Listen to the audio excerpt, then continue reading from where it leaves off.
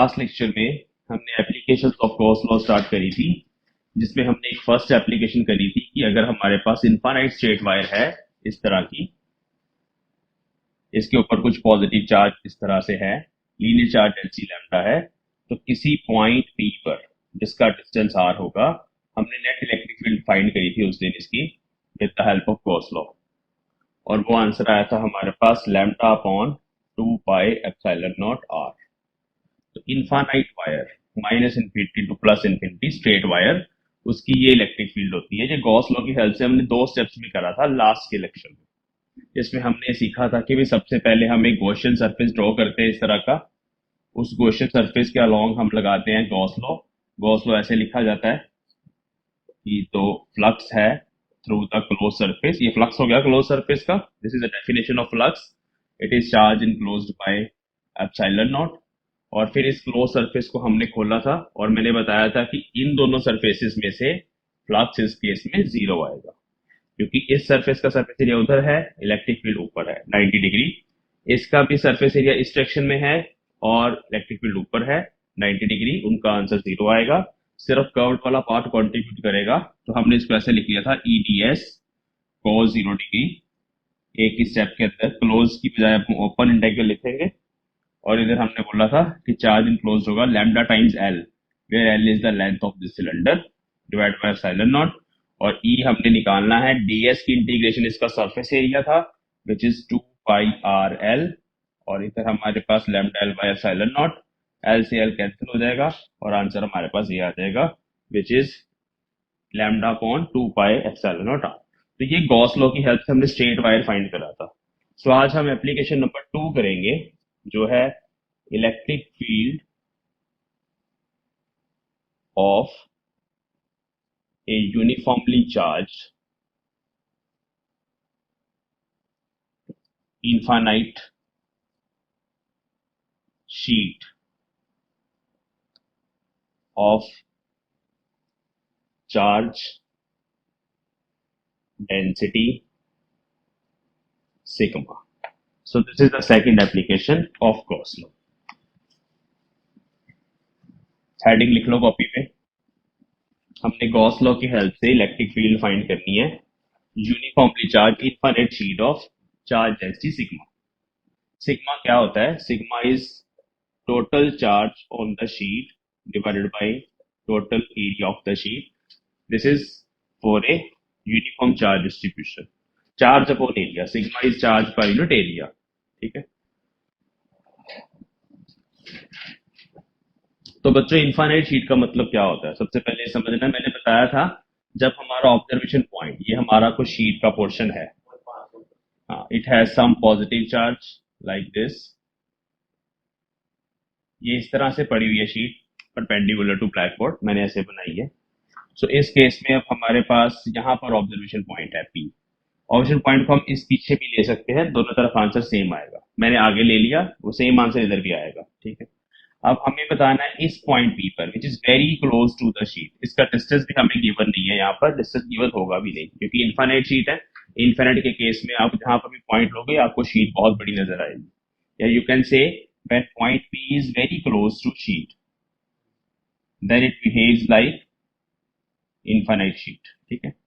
अब मुझे इस पॉइंट P पर इलेक्ट्रिक फील्ड निकालनी है। सबसे पहला स्टेप जैसे उस दिन हमने करा था वो क्या है? गॉसियन सरफेस ड्रॉ करना। सो गॉसियन सरफेस कैसा होता है ध्यान से समझेंगे। हम यहाँ पर इस तरह का एक सिलेंड्रिकल शेप का गॉसियन सरफेस बनाएंगे जो शीट को क्रॉस करके जा रहा है। हम यहाँ पर एक सिलेंड्रिकल शेप का गॉसियन सरफेस बनाएंगे जो शीट को क्रॉस करके जाएगा, ऐसे काट के जा रहा है, और बाकी पोर्शन आपको इधर नजर आ जाएगा। अब क्योंकि इसमें पॉजिटिव चार्ज है, सो पॉजिटिव चार्ज की इलेक्ट्रिक फील्ड ऐसे होती है बाहर की तरफ, आउटवर्ड। सो इस P पॉइंट पर भी इलेक्ट्रिक फील्ड ऐसे बाहर की तरफ बनेगी। ये हमें शीट के चार्ज को देख के पता चल रहा है कि जो इलेक्ट्रिक फील्ड है it will be radially outward like this. तो यहाँ P पॉइंट से इलेक्ट्रिक फील्ड वेक्टर ऐसे बाहर आएगा जो हमें फाइंड करना है। ठीक है, ये है हमारा काम। अब इसको फाइंड करने के लिए हम गॉस लॉ लगाएंगे। गॉस लॉ लगाने का मतलब है कि ये जो सिलेंडर हमने क्लोज्ड सरफेस बनाया है इसमें से टोटल फ्लक्स लिखो कितना है। अगर मैं इसकी जगह, सिलेंडर की जगह एक बॉक्स भी ले लेता शीट के जैसा, तब भी आंसर सेम आएगा। तो सिंप्लीफाई करने के लिए चीजों को हमने सिलेंडर लिया है। अब इसका जो कर्व्ड सरफेस एरिया है वो कैसे बनेगा, तीन एरिया है यहाँ पर भी, जैसे मैंने कल बताया था। एक ये वाला कर्व्ड सरफेस एरिया का स्मॉल एरिया वेक्टर ले लिया ds1 वेक्टर, जो ऐसे ऊपर भी बन सकता है, बाहर भी बना सकते हो, नीचे भी बना सकते हो, अंदर की तरफ भी बना सकते हो, पूरा रेडियली कहीं पर भी बना सकते हो। ये एक हो गया कर्व्ड सरफेस एरिया का छोटा सा part, small element on the curved surface area of cylinder. दूसरा यहां बनेगा, इसको बोल देंगे ds2, the small area element on the first flat surface. तीसरा यहां बना दो इस तरफ, इसको बोलेंगे ds3, the curved the surface area, the small surface area on the third part, third flat surface. So हमारा ऑप्शन पॉइंट यहाँ पर है, ठीक है। अगर मैं इस तरफ की बात करूं तो इधर भी हमारे पास सेम सिचुएशन है, electric field lines will be like this. Positive charge की इलेक्ट्रिक फील्ड लाइंस हमेशा उससे अवे इस तरह से बनाई जाती है, ठीक है। सो ये जो शीट होती है ना, पॉजिटिव शीट, ऐसे अगर इसको बना लूं, इसको वायर नहीं समझना, शीट समझना, ऐसे पड़ी हुई है परपेंडिकुलर टू ब्लैक बोर्ड, तो दोनों तरफ इलेक्ट्रिक फील्ड लाइंस इस तरह से बाहर की तरफ होती है। बट कुछ भी इलेक्ट्रिक फील्ड का कंपोनेंट ऐसे नहीं होता, क्योंकि electric field is always perpendicular to sheet, metallic sheet, and in the outward direction. तो यहाँ पर इन दोनों एरिया से इलेक्ट्रिक फील्ड बाहर निकलेगी, इस सरफेस से इलेक्ट्रिक फील्ड बाहर निकलेगी, इस सरफेस से भी इलेक्ट्रिक फील्ड बाहर निकलेगी। तो इस सरफेस के लिए और इस सरफेस के लिए फ्लक्स पॉजिटिव होगा, जहां से इलेक्ट्रिक फील्ड लाइंस बाहर निकल रही है। ये जो सरफेस है कर्व्ड वाला पार्ट, उसके अलोंग है इलेक्ट्रिक फील्ड लाइंस हर जगह, उसके लिए फ्लक्स जीरो होगा, सीधी सीधी बात है। तो हम वैसे ही लिखेंगे जैसे हम गॉस लॉ लिखते हैं। अब इस केस में हमारे पास थ्री सरफेसेस हैं, दो इस तरह के फ्लैट सरफेसेस और एक curve surface. So let us draw a cylindrical Gaussian surface with its axis perpendicular to sheet having area of cross section capital A. तो ये जो टोटल एरिया है वो कैपिटल ए है, यहां पर भी और यहां पर भी, area of cross section of cylinder. Now by Gauss law क्या होता है, closed surface integral of electric flux, electric field, या this is called electric flux, is total charge enclosed by epsilon. ये हमारे गॉस लॉ की statement है, बार बार लिख रहा हूं, इसको याद कर लो। जब भी गॉस लॉ लगाना है सबसे पहले यही फॉर्मूला लिखना होता है। अब इसको खोल देंगे, ये भी तीन ओपन सरफेसेस का मिलकर बनेगा। एक हमारा S1, S1 ये कर्व वाला माना हुआ है जहां मैंने ds1 लिखा, उसके लिए E और ds में 90 डिग्री का एंगल है, इलेक्ट्रिक फील्ड इधर है, ds इधर है, सो 90 डिग्री आएगा S1 के लिए। S2 सरफेस ये है हमारा फ्लैट वाला, ये इलेक्ट्रिक फील्ड के अलॉन्ग है, इसका एरिया वेक्टर, इनमें एंगल कितना आएगा 0 डिग्री, cos 0 डिग्री, प्लस इसके लिए भी, इस फ्लैट सरफेस के लिए भी इलेक्ट्रिक फील्ड बाहर है, ds3 भी बाहर है, तो उसके लिए भी हमारे पास cos 0 डिग्री आएगा। यहाँ 3 लगा दिया, यहाँ 2 लगा दिया, यहाँ 1 लगा दिया, तीनों सरफेसेस हमने डिपिक्ट कर दिया, वहां पे एरियाज एंगल्स बता दिए।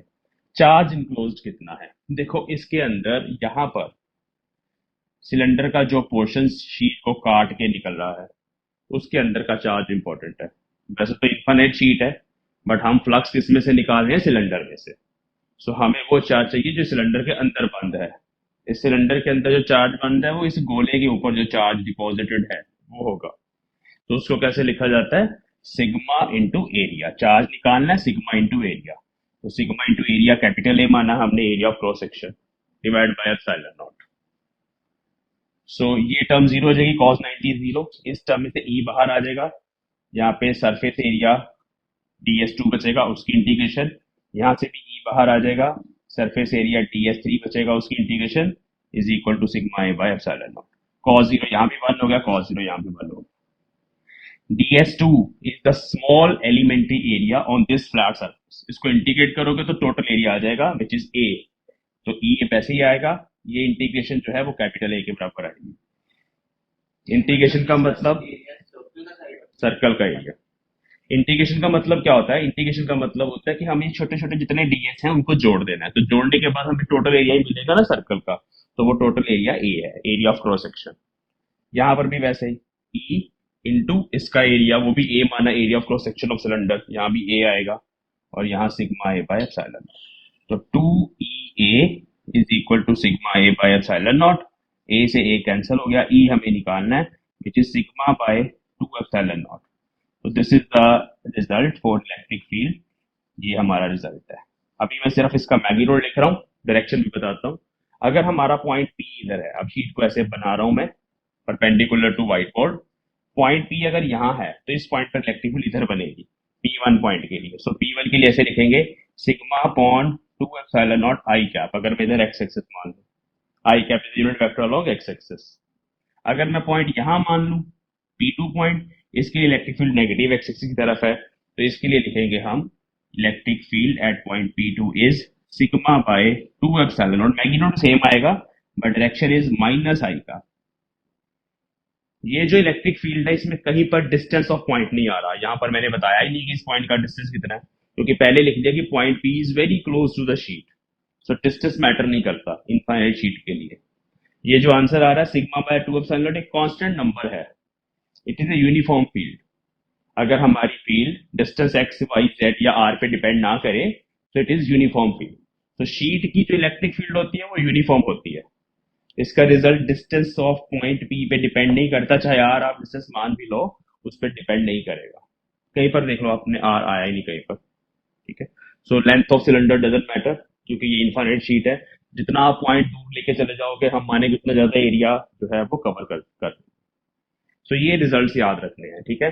Electric field at point P1 ये आएगी। इसको मैं इस तरह से हाईलाइट कर रहा हूँ पॉजिटिव साइन के साथ। इलेक्ट्रिक फील्ड एट P2 ये आएगी। यहाँ हेडिंग दे देना कि डायरेक्शन कैसे लिखनी है। डायरेक्शन में ये डायग्राम बनाना और ये छोटी सी डेरिवेशन है यहाँ तक लिखो इसको। एक और चीज नोट कर लो।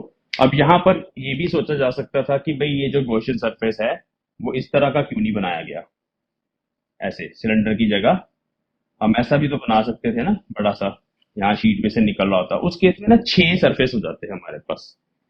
हम इस बार सिर्फ एक ही कर्व के सरफेस के लिए लिख रहे हैं DS1। फिर हम इसके लिए भी लिखते इस फ्रंट के लिए, तो इतनी लंबी लिखने की जरूरत नहीं है हमें। इंटीग्रेशन आंसर तो जीरो ही आना है क्योंकि हमेशा 90 डिग्री रहेगा। तो हम उस हिसाब से क्वेश्चन सरफेस सेलेक्ट करते हैं जो हमारी कैलकुलेशन को आसान करे। इसलिए क्यूबॉइड इमेजिन करने की बजाय हमने सिलेंडर इमेजिन कर लिया। आंसर वही रहेगा क्योंकि हमें पता है इस सेक्शन में तो इलेक्ट्रिक फील्ड है ही नहीं। तो ये इसलिए सिलेंड्रिकल सरफेस लिया था। इसको कर लो कंप्लीट कॉपी पे। छोटी सी डेरिवेशन है, इतनी सी, ये डायरेक्ट आ जाती पेपर में। इसके फिर अभी न्यूमेरिकल्स भी करेंगे इसके बाद।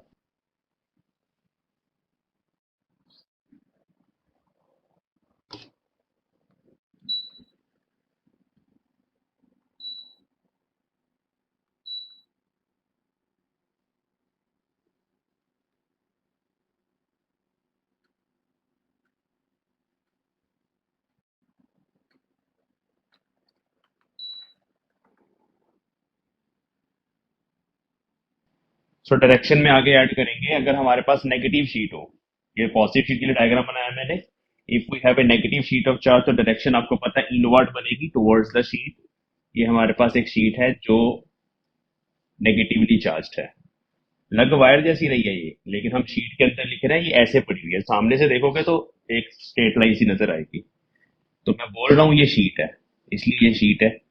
तो इधर इलेक्ट्रिक फील्ड बनेगी अगर पॉइंट P1 राइट साइड पे है तो electric field towards the sheet बनानी है अगर नेगेटिव चार्ज है। अगर पॉइंट P यहाँ पर है तो इलेक्ट्रिक फील्ड उधर बनेगी, इससे ऑपोजिट है। ठीक है। इसमें कैसे है, पॉइंट P लेफ्ट साइड पे है तो आउटवर्ड बाहर की तरफ अवे फ्रॉम द शीट, यहाँ टुवर्ड्स द शीट। हर जगह पर कहीं पर भी पॉइंट ले लो ऐसे। सो इस केस में हमारे पास जो एरोज होते हैं इलेक्ट्रिक फील्ड के वेक्टर्स होते हैं टुवर्ड्स द शीट बनते हैं। डायरेक्शन में दूसरा पॉइंट लिखो और नेगेटिव शीट। आंसर सेम आएगा सिग्मा बाय 2 एप्सिलॉन नॉट।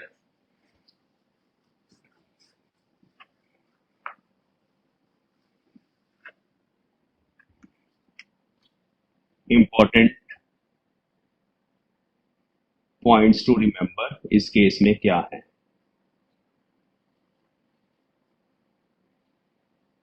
सबसे इंपॉर्टेंट पहला point, electric field due to infinite sheet is uniform. that is constant near the sheet. Everywhere it is constant, infinite बोल दिया तो सो आंसर इसका है sigma by 2 epsilon not. But this result is for thin sheet. Thin sheet का मतलब होता है single layer of sheet, single layer of charge. अभी हम डबल लेयर की भी बात करेंगे, थिक शीट बोलेंगे उसको. सो इस केस में इलेक्ट्रिक फील्ड का ये फॉर्मूला है, it is constant, does not depend upon position of observation point.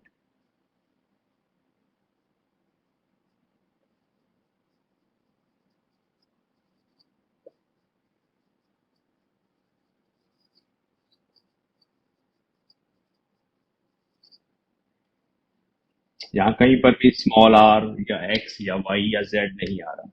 दूसरा, तो अगर हम डिस्टेंस के साथ इसका ग्राफ बनाएं, आपको बोला जाए r is the distance of point from the sheet और इधर इलेक्ट्रिक फील्ड तो कांस्टेंट है, तो ऐसा ग्राफ बनेगा. और ये कहाँ कट करेगा, सिग्मा बाय 2 एप्सिलॉन नॉट पे. कांस्टेंट है. थिक शीट के केस में क्या होगा, डायरेक्शन के बाद ये पॉइंट्स लिखने हैं दोनों. Third point for thick sheet of charge. ये कौन सी होती है थिक शीट, इसको हम डबल लेयर भी बोल सकते हैं.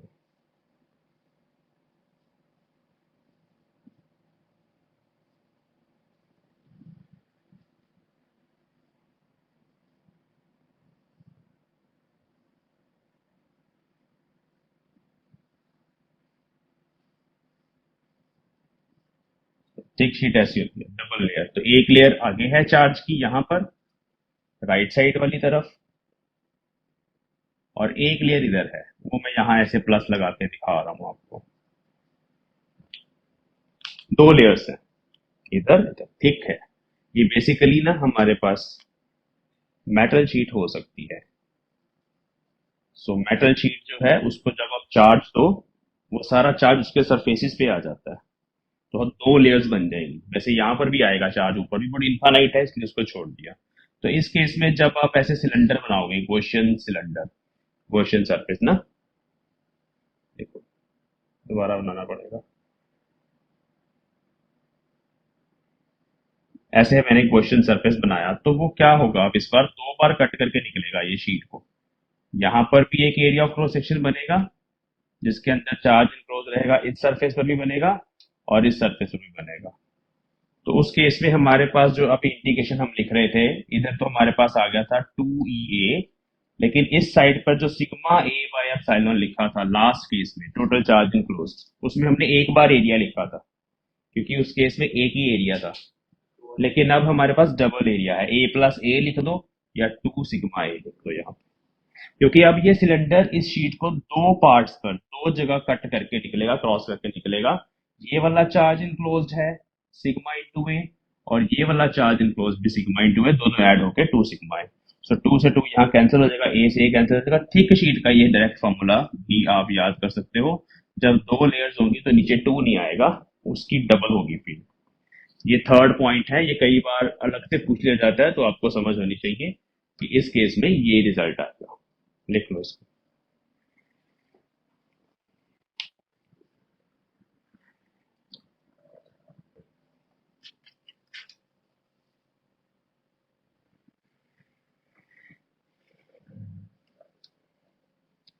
तो फील्ड यूनिफॉर्म होती है, याद रखना.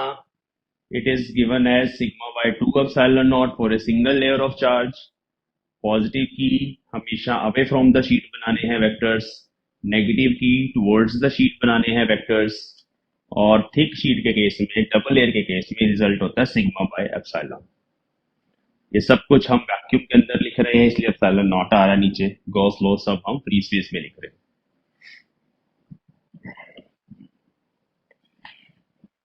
चलिए, तो ये हमारी सेकंड एप्लीकेशन थी. इस पे बेस्ड बहुत इंपॉर्टेंट क्वेश्चंस पूछे जाते हैं, वो अब पहले हम करेंगे. फिर उसके बाद थर्ड एप्लीकेशन करेंगे, शेल, स्फेरिकल शेल की इलेक्ट्रिक फील्ड फाइंड करेंगे, और पहले इसकी प्रॉब्लम्स करेंगे. तो सबसे इंपॉर्टेंट फर्स्ट जो एग्जांपल है वो ये है हमारे पास. we have given two parallel sheets with surface charge density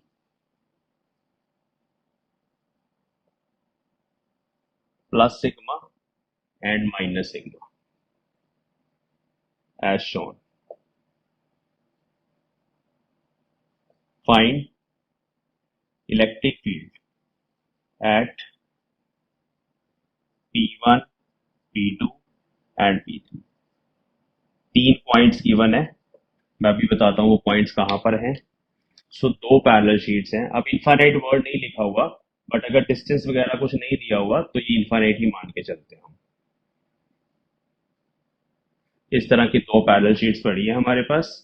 इस पे पॉजिटिव चार्ज है एक शीट पे, तो उसकी सरफेस चार्ज डेंसिटी हमारे पास प्लस सिग्मा हो गई है, और इस पे नेगेटिव चार्ज है.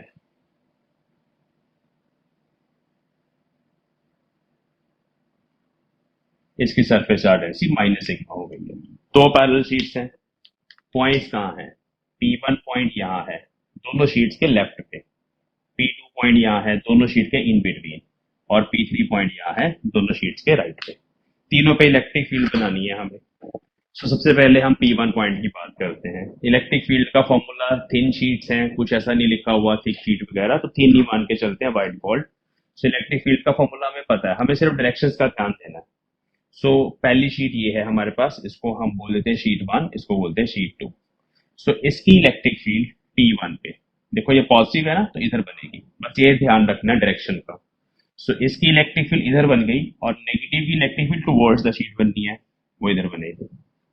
अब दोनों का जो रिजल्ट है, ये इलेक्ट्रिक फील्ड हो जाएगी हमारे पास due to sheet 1, which is sigma by 2 epsilon naught with I cap negative sign, है ना. मैं लिख देता हूँ यहाँ पे, E1 is minus sigma by 2 epsilon naught I cap. Minus इसलिए क्योंकि डायरेक्शन इधर है, पॉजिटिव की इलेक्ट्रिक फील्ड डायरेक्शन इधर है, अवे फ्रॉम द शीट. सिर्फ इसको देखना उस टाइम पे, सुपरपोजिशन प्रिंसिपल. दूसरी की electric field E2 at same point, sigma by 2 epsilon naught I cap. Total field when we add E net is 0. तो इस P1 पॉइंट पर E net 0 आ जाएगा, क्योंकि दोनों वेक्टर बराबर हैं और कैंसिल हो जाएंगे एट P1. सेम इसके साथ होगा. P3 पॉइंट को ध्यान से देखो. P3 पे पॉजिटिव की इलेक्ट्रिक फील्ड, पॉजिटिव की हमेशा इधर की तरफ away from the sheet, negative की टूवर्ड्स द शीट. दोनों इक्वल है मैग्नीट्यूड में, क्योंकि ये इलेक्ट्रिक फील्ड डिस्टेंस पे डिपेंड ही नहीं करती, चाहे डिस्टेंस डिफरेंट है. P3 पॉइंट इससे दूर है, इसके पास है, बट ये यूनिफॉर्म फील्ड है, इसलिए कैंसिल हो रहे हैं. सो फॉर P3 ऑल्सो, अगर मैं पहली शीट की इलेक्ट्रिक फील्ड लिखूंगा तो वो इधर बन रही है, उसको फिर ऐसे लिखना है sigma by 2 epsilon naught I क्या. दूसरी की लिखूंगा तो उसको ऐसे लिखना है minus sigma by 2 epsilon naught I का, वो उधर की तरफ बनेगी. दोनों को ऐड करना है, ई नेट एट P3, दोनों को ऐड करके आंसर हमारे पास 0 आ जाएगा. अब हम बात करेंगे P2 पॉइंट की. P2 को ध्यान से देखो तो वो इन दोनों शीट के बीच में है. पॉजिटिव की इलेक्ट्रिक फील्ड इधर बनेगी, नेगेटिव की भी उधर ही बनेगी, क्योंकि वो टुवर्ड्स द शीट है या अवे फ्रॉम द शीट है. तो यहाँ पर जो भी पॉइंट्स होंगे उन सब के लिए ये जितनी भी दोनों की फील्ड्स हैं आपस में ऐड हो जाएगी. तो उस केस में हम ऐसे लिखेंगे फॉर P2. ध्यान से देखो, P2 के लिए फर्स्ट इलेक्ट्रिक फील्ड में पहली शीट की लिख रहा हूं E1. E1 का मतलब फॉर फर्स्ट शीट. अब उसकी electric field away x axis की तरफ बनेगी, तो sigma by 2 epsilon naught I cap लिखा जाएगा. और E2 मतलब दूसरी की इलेक्ट्रिक फील्ड, वो भी इधर ही बनेगी मेरे पास, टुवर्ड्स द शीट. सिर्फ इसको देखना है नेगेटिव शीट को, और पॉइंट को देखना है, तो टुवर्ड्स द शीट बनेगी. तो उसको हम पॉजिटिव में ही लिखेंगे इस बार. दोनों को ऐड करेंगे, sigma bye epsilon naught I का, ये हमारा आंसर है. सो इस केस में ध्यान देंगे, इस केस में शीट के साइडों पर इलेक्ट्रिक फील्ड 0 होती है, और बीच में electric field sigma bye epsilon not होती है, विच इज कांस्टेंट. अगर आपको इलेक्ट्रिक फील्ड लाइन से बनानी पड़े तो वो ऐसे बनाई जाती है, यूनिफॉर्म इलेक्ट्रिक फील्ड है, ऐसे शो करी जाती है. पॉजिटिव से नेगेटिव की तरफ इलेक्ट्रिक फील्ड लाइंस बनाई जाती है, और यूनिफॉर्म इसलिए स्पेसिंग बराबर रखनी है. ये पॉजिटिव शीट है, ये नेगेटिव शीट है, और यहाँ पर इलेक्ट्रिक फील्ड होती है सिग्मा बाय एप्सिलॉन नॉट। ये रिजल्ट याद रखना है। तो ये एक न्यूमेरिकल था, करिए इसको कॉपी पे। डायरेक्शनों का ध्यान रखना है, बस डायरेक्शन समझ आ गई तो हो जाएगा। एक खुद से ट्राई करना है, मैं आपके लिए बना के जा रहा हूँ डायग्राम, मतलब कॉल करनी है। सो इसके बाद आप ट्राई कर सकते हैं, दो शीट्स हैं, दोनों पैरेलल हैं एक दूसरे के ऐसे। अब इसकी भी surface charge density minus sigma है, इसकी भी surface charge density minus sigma है। पॉइंट वैसे ही है P1, P2, P3। सो उस हिसाब से आपको करना है, ठीक है। चलिए, सो इस केस में P1 पॉइंट पे दोनों electric fields towards the sheet बनेंगी और ऐड होके आंसर आएगा sigma bye epsilon not. P3 point पे दोनों फील्ड्स इस तरफ बनेगी और ऐड होके आंसर आएगा sigma bye epsilon not. Directions भी लिखनी है, तो यहाँ माइनस आई कैप आएगा क्योंकि इधर आ गई है, यहाँ पे प्लस आई कैप आएगा। और इस केस में पहली शीट की इलेक्ट्रिक फील्ड इधर बनेगी, दूसरी की उसकी तरफ बनेगी, जो कैंसिल हो जाएगी, तो इस रीजन पे इलेक्ट्रिक फील्ड जीरो होती है।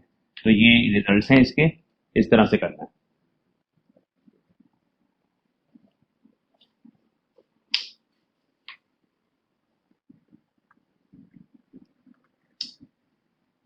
रब कर दो इसको, अपनी रब कर दो। चलिए एक और एग्जांपल करते हैं पैरेलल शीट्स पे, पैरेलल नहीं मतलब शीट्स ऑफ चार्ज पे। अपर पेंडिकुलर रखते हैं दोनों शीट्स को।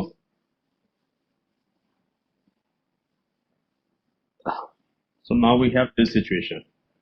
सो एग्जांपल 2, इस केस में एक शीट हमारे ऐसी पड़ी है और एक शीट हमारी ऐसी पड़ी है, दोनों एक दूसरे को क्रॉस करके जा रही है। पॉजिटिव चार्ज इस शीट पे है, इनफाइनाइट शीट की एग्जांपल है, इस पे नेगेटिव चार्ज है, और हमारा पॉइंट यहाँ पर लाई कर रहा है पी पॉइंट, ठीक है। सो अब हमें नेट इलेक्ट्रिक फील्ड निकालनी है फिर से पी पॉइंट पर। तो पॉजिटिव की इलेक्ट्रिक फील्ड इधर बनेगी, उसको हम E1 बोल देंगे, this is sheet number 1।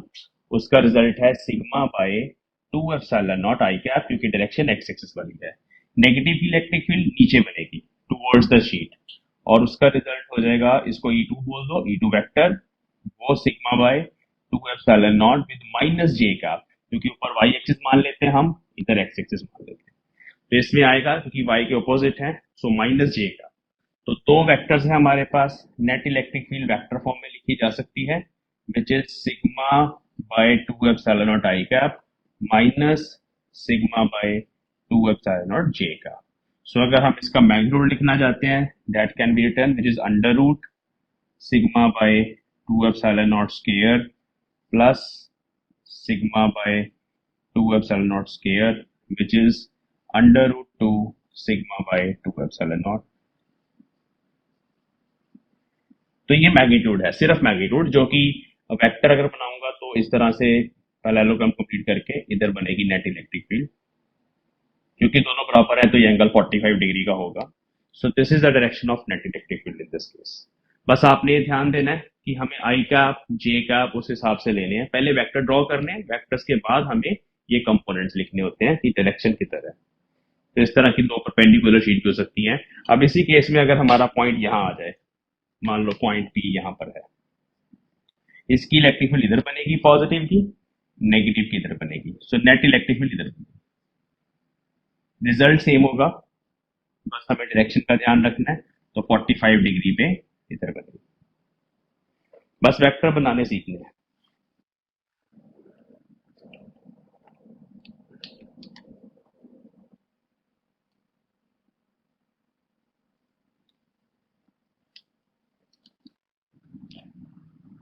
So this is E positive due to positive, this is E negative, this is E net।